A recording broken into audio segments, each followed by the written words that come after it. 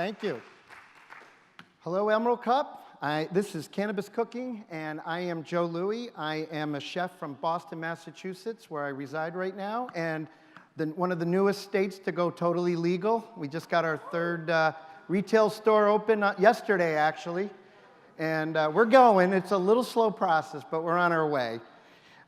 So yeah, I'm really excited to be here, and I had to come out here and see what this whole scene is about and try to bring all that knowledge back to Mass, and so they can understand what this is all about. Because I'll tell you, in Massachusetts right now, while they're so excited that it's legal, they're a little behind the times on everything that they're doing out here in California.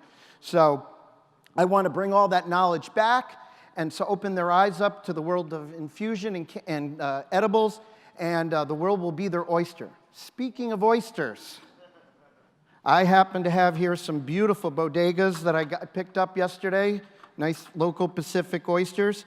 And I don't know about you, but I love oysters on the half shell. And when I'm eating oysters, I like to have hot sauce. Anybody else like hot sauce on their oysters? So one of the things you can do is, with your oysters, is you can take your hot sauce and you can infuse it with a little bit of oil. This is an oil that I infused, and we'll talk about that in 1 second. But just put just about maybe a teaspoon into, this is a whole bottle of Tabasco, so we're just mixing it in here. And then literally you can just drop your little bit of hot sauce right on it, just like you want. And my assistant, Gwen, will suck them down and show you what it's like. No? Okay. Come on, Vanna, let's do it.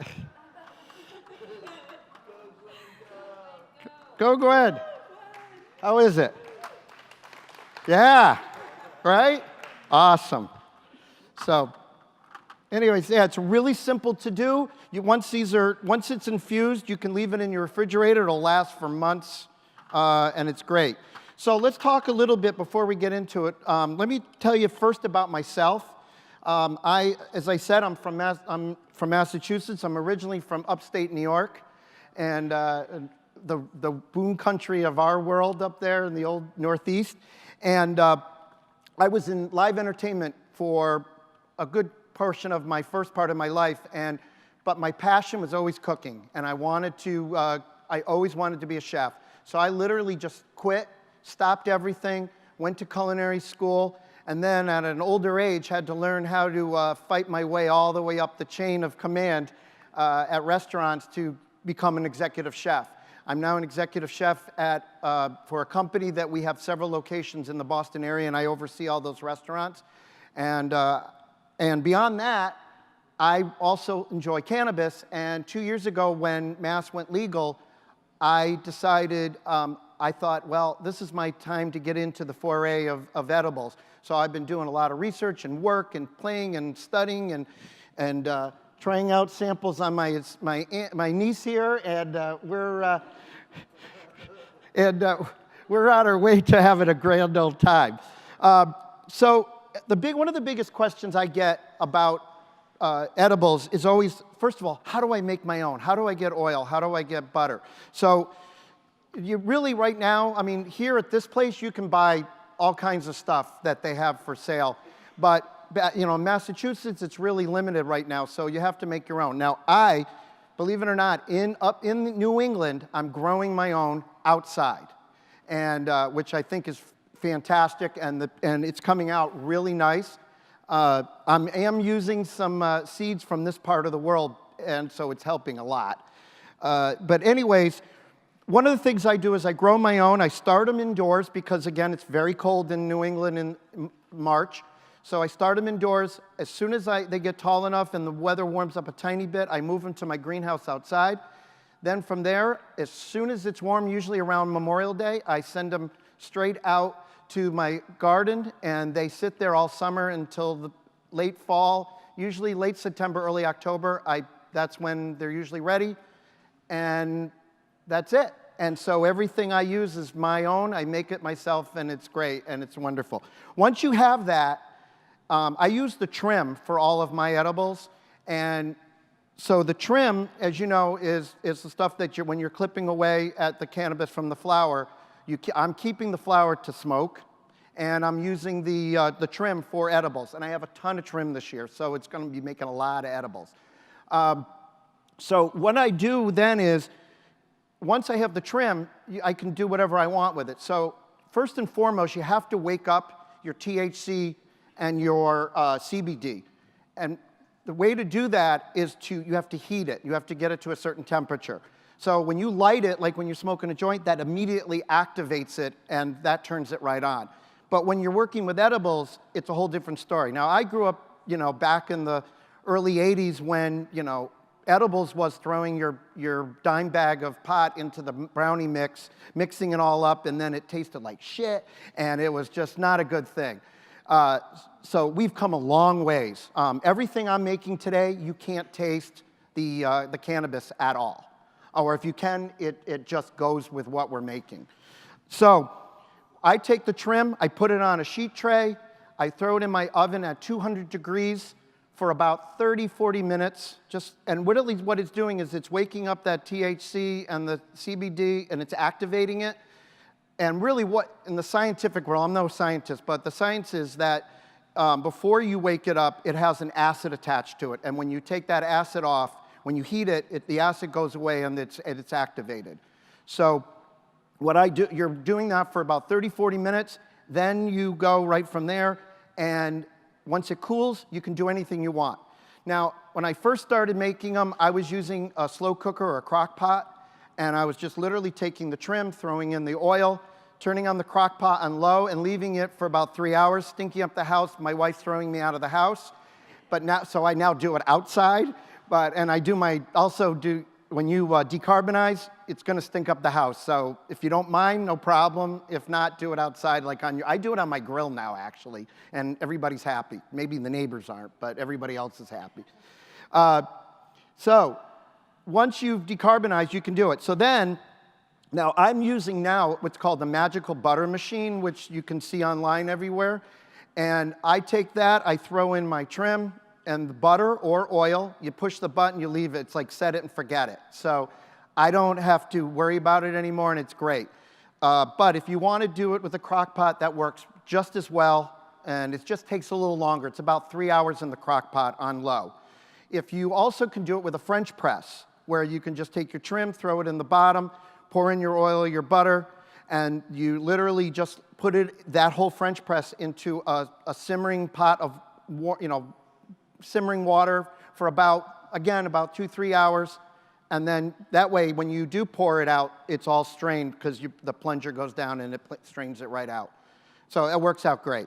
So once you have that, you are good to go, and you are able to have oil and butter, and oil butters. And then we also have tinctures. And tinctures are made, this one I make with 151 proof rum. And I use a nice dark rum because I just like rum. So and this stuff smells and tastes great, and you're more than welcome to smell it after the demo. But this one is really easy to make also. You take your trim, you put in some in the bottom, maybe about 3 grams worth. You put it on the bottom of a mason jar. You pour rum on top of it until it's just covering it. Close the mason jar, give it a good shake, put it in the freezer. Every day for about 7 to 10 days, shake it up, put it back in the freezer, and at the end of it, strain it out, and you will have a tincture. Now, I can tell you this stuff really does work. This summer, we had a family vacation in upstate New York, and I brought my lemonade with me. And so I had moms and dads and aunts and uncles and all kinds of people there. And so my aunt decided to take a little taste of the lemonade. Well, needless to say, my mom tells me the next morning, nice going, you almost killed your aunt. So I always tell everybody, take it easy. The other thing is you don't need much of this. When I first made this, I really was overdoing it. But now, literally, if you just take just a couple of drops in each of your drinks, this makes a great holiday drink. because especially if you're going to serve any of these things over the holidays, or if you want to do infused appetizers over the holidays, you don't want people to drink a lot of alcohol if they're doing edibles, because they both are processed by the liver, and weird stuff happens when it's in the liver, and people have bad experiences when they mix a lot of alcohol with infusion stuff. So this is just it. It's a nice little thing. You want to sip it?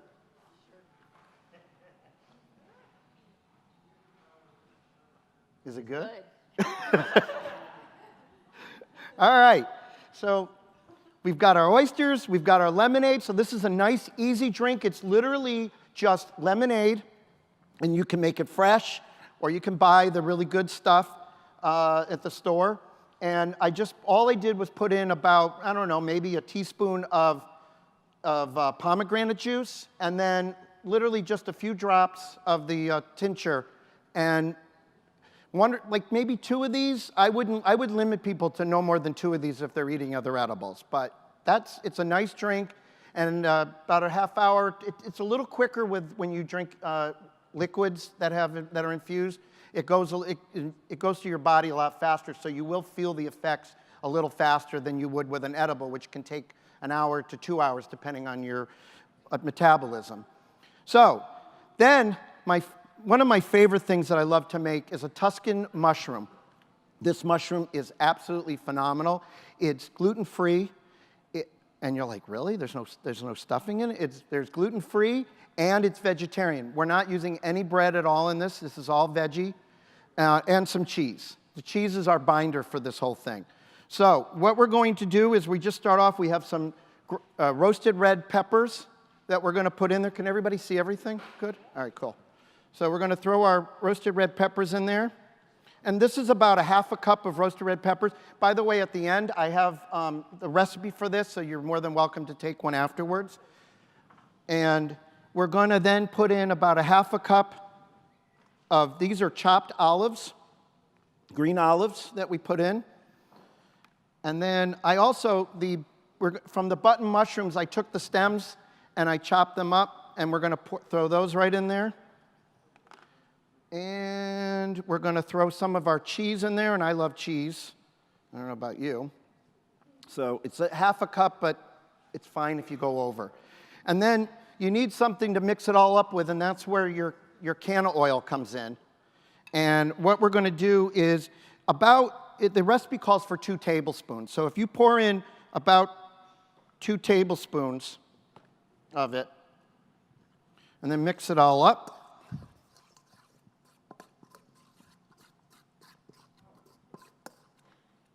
And as you can see, it looks like it's becoming like a breaded type of it, but there's no breading at all in it.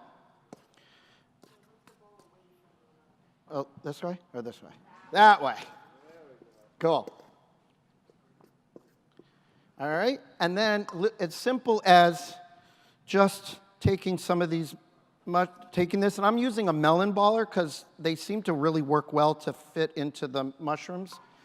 And we'll put this we'll put them right back in there. Gwenny, you want to do this? Want to do it? Sure. Cool, just keep stuffing them. All right, so, so these mushrooms are phenomenal. If you don't want to infuse them, just replace it with 2 tablespoons of regular olive oil. Or you can even dilute it a little more and maybe do 1 tablespoon of regular olive oil and 1 tablespoon of infused olive oil. And that's pretty much it. And then as she's making them, through the magic of television, we happen to have some ready.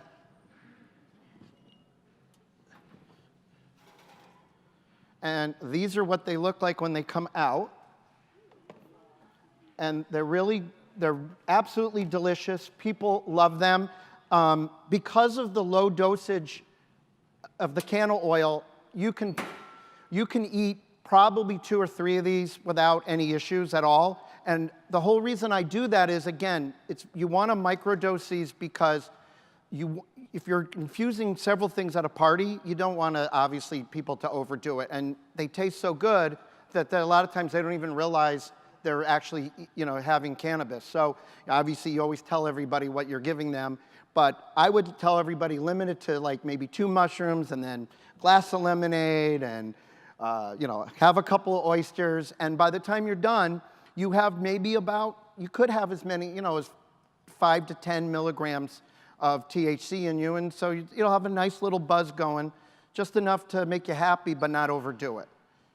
How we doing? Great. Good. All right. So those are the 3 things. I'm here also to talk about any questions you have and anything else you want to talk about, any items, any suggestions, any recipe ideas. I'm good. Yeah.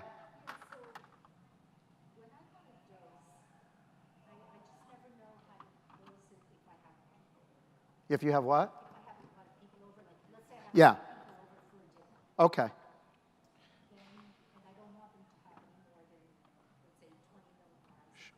Sure.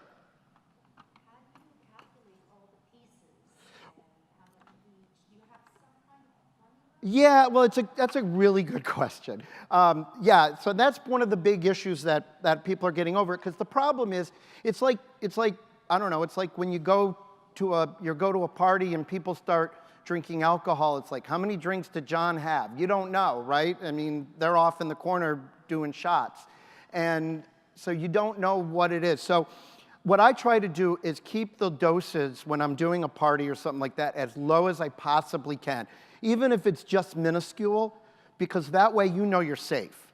And so if somebody does overdo it a little bit, they're going to have a pretty good high, but they may not be ready to like fall asleep in the corner over there somewhere. So that's the best way to do it. I mean, is there a formula? I mean, I just literally, I know how much, if you start buying oil and stuff, it'll tell you like how much THC is in per tablespoon or per teaspoon. So then you could do your calculations. Okay, if I'm putting 2 tablespoons in my mushrooms and I'm making, I don't know, 20 mushrooms, then you know about how many milligrams you're going to have in the mushrooms. When I make my own, it's a little bit more difficult, so now it's a little more trial and error, yeah. I mean, I could have it tested, and maybe one of these days there are machines I think you can buy that they're pretty expensive, but you can buy for home use that can actually test the potency of your THC, yeah. You were talking about the specific temperature that the THC separates from the acid. Yeah. And you're talking about microdosing. Yeah. I don't really have like a huge history of pleasant experiences on edibles, but I have had with microdosing. Okay. What has your experience been, if any, with like we were talking about putting in a crock pot? Right. And cooking on low for 3 hours, and that releases that. What about like bringing it down to a lower temperature and something like a little bit more precise in the temperature control than a crock pot? Let's say something you could actually set Well, specific lower temperature to have like a lower right. THC release to have a more lower dose. Right. Well, you're mixing a couple of things. So the one temperature that we're looking for is the decarbonization part. And that's what's waking it up. So that's the reason you don't want to be more than about 200 degrees is because what you don't want to do is burn out the THC. And so that's really important. So you want to keep it at a lower heat temperature to release it, but you don't want to make it too low because it won't release, and if you make it too high, you're going to burn it off. So the temperature that they seem to find is like 200 degrees. And so in that area, 200, 220, somewhere in there. So if you then, when you put it in a crock pot, the reason the temperature is not as precise like you're talking about, but it also isn't getting to the point where it's burning off the THC. That's why you put it on low. And like this machine that I'm using now, it's great because it actually tells you to set the temperature at, like if you're making oil or butter, you hit it at 160 degrees. And if you're making oil, there's a button that says oil, 1 hour. You press that. If it's butter, you press that. So it's really super easy. Yeah. What was that name? It's called the Magical Butter Machine. And no, I am not sponsored by them at all. I just happen to really like it. That's it.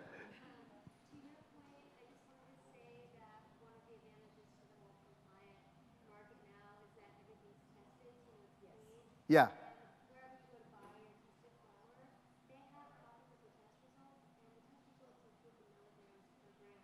So if you're making your own infusion with an 8, then you can calculate how many milligrams are in that infusion, and you can create your serving size proportionally for that. 3, And then, 10 minutes? yeah, and it works really well. And then also, I'd love to try the drink if that helps them out. Okay. Any other? Yes. Yes, which is a very weird thing, and I still don't quite, I'm not a scientist, so I'm still not quite sure what it does, but alcohol will in a freezer, will activate it. It soaks in there and just literally, the alcohol, I think, burns off that acid on its own. And it's a slow process. Like I said, it's about 7 to 10 days, but I don't mind. I always have one going in my freezer somewhere that's cooking, and so it's freezing.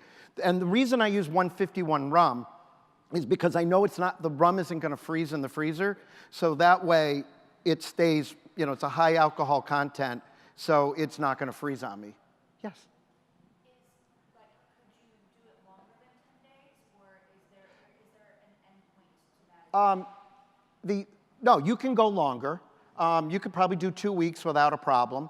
And then once you do it, what I usually with mine is I'll strain out the cannabis, and then I'll put it back in a mason jar, and I leave it in my freezer. So it's ice cold, and it's ready to go. And I've had tincture that's in my freezer since literally almost like 6 months, and it's perfectly fine. I can use it anytime I want. It's great. The longer you leave it in there, the more potent it's going to get. Yeah, definitely. I don't know. I haven't tried that yet.